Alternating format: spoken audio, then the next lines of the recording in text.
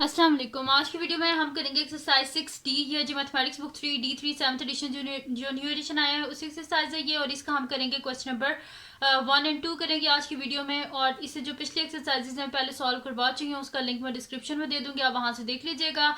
और अगर अभी तक आपने मेरा चैनल सब्सक्राइब नहीं किया तो इसको सब्सक्राइब कर दीजिए और बेल आइकन को लाजमी प्रेस कर दीजिएगा ताकि आपको नहीं आने वाली वीडियोज़ के बारे में पता चल सके। तो स्टार्ट करते हैं। क्वेश्चन नंबर 1 जो है वो हमारे पास है, find the gradient of a line parallel to y is equals to 8x plus 5 for second क्या, y is equal to -1/2x -7। अच्छा, इसको गौर से पढ़ें, क्या लिखा हुआ है, find the gradient of line parallel to this. तो यहाँ पे मैंने लिख लिया था कि अगर टू लाइंस, एक लाइन अगर L1 और दूसरी लाइन L2 है और वो आपस में पैरेलल है तो क्या लिखा हुआ है, if L1 is parallel to L2 then their gradients are same. तो यानी कि अगर लाइन L1 है तो उसका ग्रेडियंट क्या होगा, यहाँ पे मैं लिख देती हूँ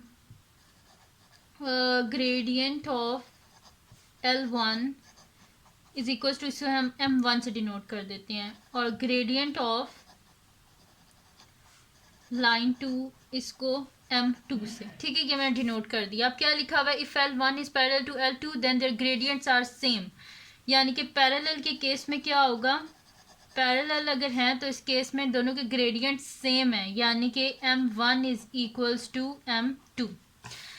सेकेंड में क्या लिखा हुआ है, if L1 is perpendicular to M2 then the products of their gradient is equals to -1।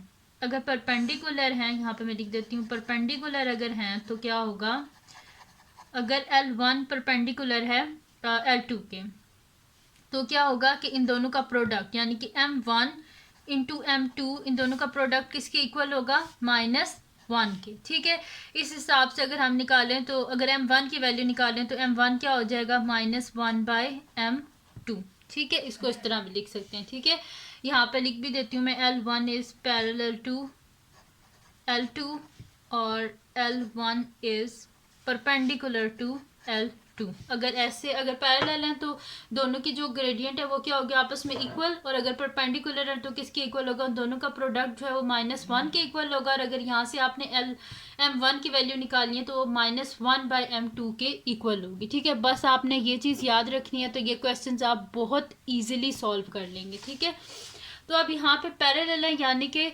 इनकी जो स्लोप्स हैं वो आपस में इक्वल होंगी, यानी कि जो लाइन दूसरी है, एक तो ये गिवन है ना इक्वेशन ऑफ लाइन, जो दूसरी है वो जो है ना क्योंकि वो कह रहे हैं कि जो दूसरी लाइन है वो इसकी पैरेलल है। अगर पैरेलल है तो इसका मतलब क्या है, दोनों की स्लोप्स आपस में बिल्कुल सेम होंगी। तो अगर इसका ग्रेडियंट इक्वेशन क्या होती है हमारे पास, मैं यहाँ पे लिख देती हूँ सोल्यूशन।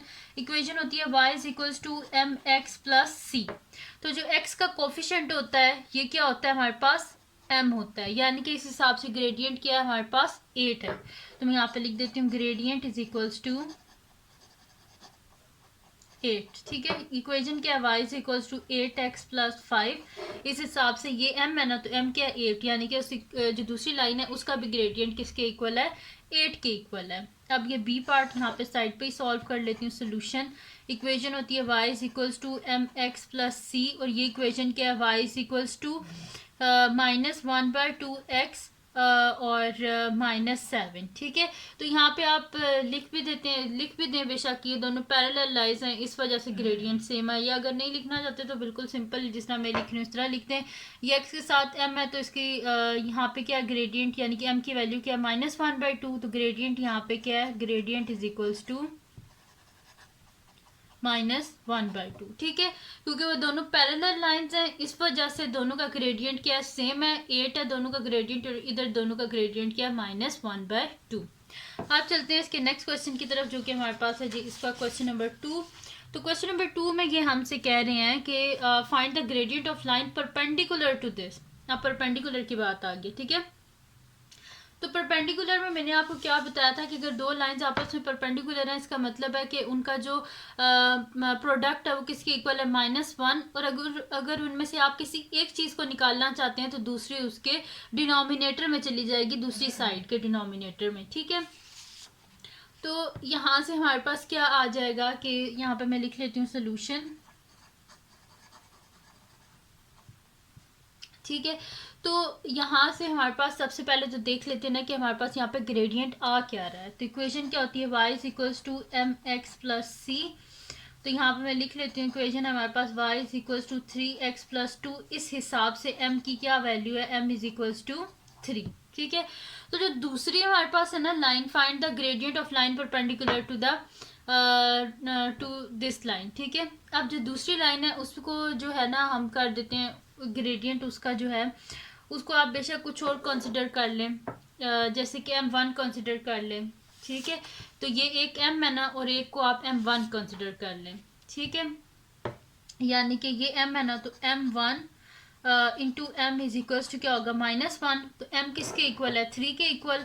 तो m1 into 3 is equals to -1। तो m1 इज इक्वल्स टू -1/3, क्योंकि इन्हें क्या बोला था कि अगर दो लाइंस हैं वो आपस में परपेंडिकुलर हैं तो उनके जो ग्रेडियंट है उनका जो प्रोडक्ट है वो किसके इक्वल होगा, -1 के। तो m3 आया था उस हिसाब से m1 into 3 is equals to -1। ये क्या हो गया, m1 इज इक्वल्स टू -1/3, यानी कि ग्रेडियंट किसके इक्वल है, ग्रेडियंट इज इक्वल्स टू -1/3। ठीक है, और यही हमने फाइंड आउट करना था, ग्रेडियंट फाइंड आउट करना था। अब चलते हैं इसके सेकंड पार्ट की तरफ, उसको भी इसी तरह कर लेंगे। तो मैं यहाँ पे लिख लेती हूँ सोल्यूशन, और इक्वेशन क्या होती है हमारे पास, y is equals to mx plus C. ये क्या है, y is equals to -3/4 plus 6। ठीक है, इस हिसाब से m की क्या वैल्यू आई है, ये m की वैल्यू है ना, यानी कि m यहाँ पे मेरे पास आ गया -3/4। और जो दूसरी लाइन है उसकी ग्रेडियंट को m1 कंसिडर कर लेते हैं।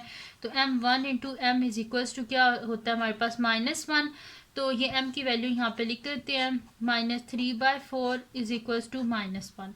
हमें क्या चाहिए, ये m1 चाहिए, ये साथ में -3/4 नहीं चाहिए। तो बोथ साइड से इसके रेसिप्रोकल से मल्टीप्लाई कर देंगे, यानी कि -4/3 into -3/4 into m1 is equals to -1 into -4/3। ठीक है, ये कर दिया 4/3 से ये, तो ये माइनस माइनस क्या हो जाएगा, प्लस 3 और 3 कैंसिल आउट, 4 और 4 कैंसिल आउट। तो m1 इज इक्वल्स टू क्या हो जाएगा, माइनस माइनस प्लस 4/3। ठीक है, तो m1 इज इक्वल्स टू मेरे पास क्या आ गया, 4/3, यानी कि ग्रेडियंट क्या आ गया हमारे पास, ग्रेडियंट इज इक्वल्स टू 4/3, और यही हमने फाइंड आउट करना था। तो फर्स्ट जो पार्ट है उसमें आया 1/3 और सेकंड में आ गया 4/3। ठीक है, तो -1/3, ठीक है, और दूसरा क्या आ गया 4/3। तो ये थी जी आज की वीडियो जिसमें मैंने आपको करवाया एक्सरसाइज 6D का question number 1 and question number 2। तो अगर ये वीडियो आपके लिए हेल्पफुल हो तो उसको लाइक कीजिएगा, इस चैनल को सब्सक्राइब कीजिएगा और बेल आइकन को लाजमी प्रेस कर दीजिएगा ताकि आपको न्यू आने वाली वीडियोस के बारे में पता चल सके। और जो मेरा सेकंड चैनल है जिसके बीच में मेरी कुकिंग की, क्राफ्ट्स की और रीडर्स की वीडियोस हैं, उसका लिंक भी डिस्क्रिप्शन में है, उसको भी सब्सक्राइब कर दीजिएगा। और जो मेरी बहन का चैनल है उसका लिंक पे डिस्क्रिप्शन में है, उसको भी सब्सक्राइब कर दीजिएगा। और अपनी दुआओं में लाजमी याद रखिएगा। अल्लाह हाफिज़।